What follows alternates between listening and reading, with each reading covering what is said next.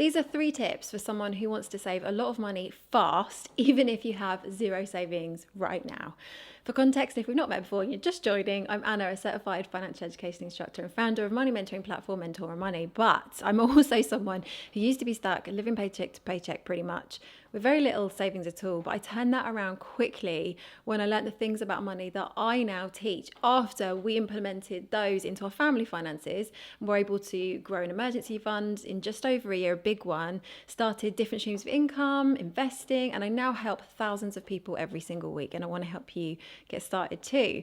Welcome. This is episode 3 of 10 Minute Money, my brand new series to help you learn the things you need to know about money that will actually make a difference in just 10 minutes a week or less. Before we get into the 3 tips today, we're going to start with Guess the Stat, where you need to guess the correct answer by the end. And today I've got a multiple choice for you. In August 2023, the Money and Pension Service surveyed UK adults about their saving habits. Which age group do you think was most likely to say that they were putting money aside? Do you think that it was 18 to 24-year-olds, 25 to 34-year-olds, 35 to 44-year-olds, 45 to 55-year-olds, or 55 plus? Who was most likely to say that they're putting money aside? I did find the answer to this very interesting, and I will share the answer with you at the end. As I said earlier, I personally used to find savings really difficult. But there was something that turned it around for me, and it was this. It was understanding what I should be saving for and why, and learning the big picture of how money works so I could fit all my knowledge pieces together. After that, I was able to save very quickly and effectively. So let me share with you 3 of my most helpful, important tips that I hope will help you too. Tip number one is don't be vague about what you're saving for, but get very, very clear on why you're saving and therefore what the amount of your savings should be. Now, in my opinion, there's nothing that will demotivate you from saving and be less likely to help you with keeping the momentum up with your savings than saving for the sake of saving. I think that one's an absolute killer. So I don't know about you, but I didn't know loads about handling my finances growing up and through into my 20s, but I always knew I should be saving. So I would say things like, should I buy this? Or maybe I won't because I probably should be saving. But I never really knew exactly what I was saving for or when I'd actually reach my target. So it would either drop to the bottom of my priority list or I'd dip into my savings constantly, which defeats the whole point. So what about you? Do you have that feeling sometimes of, I should be saving, but not really know exactly what you should be saving for? Well, my advice would be to get super clear on what it is you're saving for and break down the cost as accurately as you possibly can. It might be saving for an emergency fund, saving to pay off debt, a holiday, or regular expenses like the car MOT. But whatever it is, learn what savings you should have for financial well-being and exactly what those numbers are for you. If you would like help with this, I will walk you through that whole process, start to finish, and give you the tools like calculators you need to help work it all out quicker when you join our money mentoring platform, Mentora Money. So you know exactly how to do this. You can sign up to Mentora in the link below. But it's not just me that thinks setting goals for savings is a good idea. The research totally backs it up. You don't have to look far to find studies that confirm this. There's this article from the University of Stirling that says that setting goals is one of the key factors that makes you more likely to be a better saver. Now, this is why I think this is. I personally think that we constantly underplay the importance of our mindset and emotions when it comes to handling our money. So a lot of content online, money content, is tips and tricks based.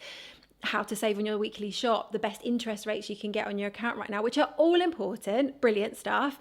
And I actually make content on this myself. But it's no good getting the best interest rate on a bank account, for example, if you have this mindset blocker as well at the same time, so that every time you try to save, you think, what's the point? And you end up spending it instead. It's derailed you before you've even begun and managed to get that good interest rate. Having a clear sense of why you're saving can help you make a better choice in that moment.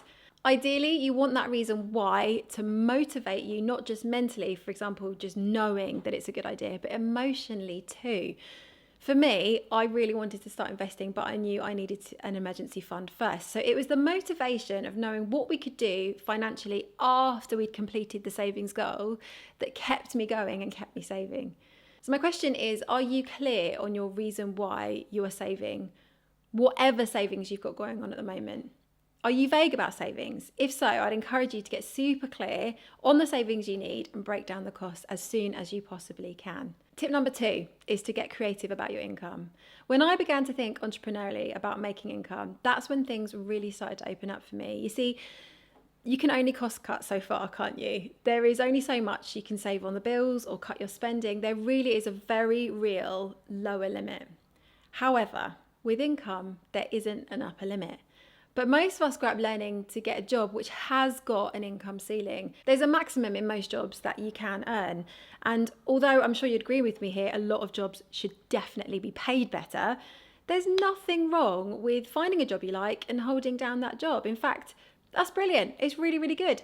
But if that's the only way you're thinking about income, you're missing a very large opportunity. You see, getting creative with income and thinking entrepreneurially ranges widely from just making that extra 50 quid a month by selling stuff on Vinted to put towards your savings, to starting that little side hustle, to scaling that side hustle that becomes your main thing, to investing in property or investing in stocks and shares. There's so many different routes.